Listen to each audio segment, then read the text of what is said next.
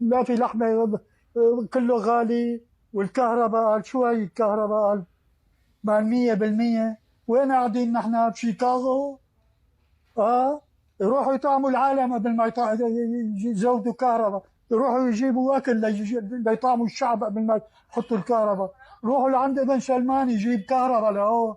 هذا المال كله مالنا، هذا اللي راح كله مين؟ شو عم يقولوا؟ أنا كهرباء مين بده يدفع؟ أنا ما بدفع، والله ما حبدفع. منيحة.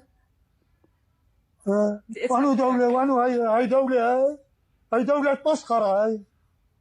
ايه والله يا حجي حقك، هاي مو دولة، هاي مسخرة.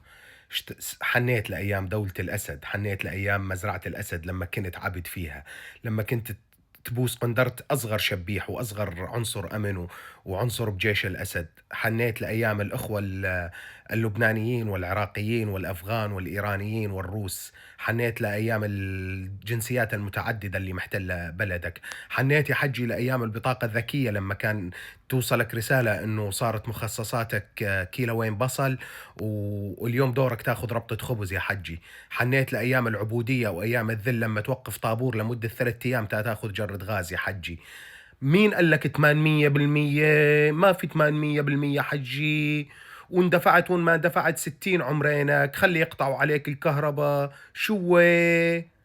يعني أقسم بالله العظيم في ناس تحسهم يتقصدوا انه يتبهدلوا، يشتروا البهدله مشترى. في عندنا مثل بدير الزور يقول في ناس مثل الزو ما تمشي الا ينتفل عليها، وهالحج هذا من هالنوعيه هي. ويلعن ابوكم لابو الحريه اللي يجيب لي سيره حريه وطاري حريه وحريه حريه راي اضربه بالصرمايه. يستنوا 14 سنه او 45 سنه بعدين يبلشوا ينتقدوا ويعارضوا.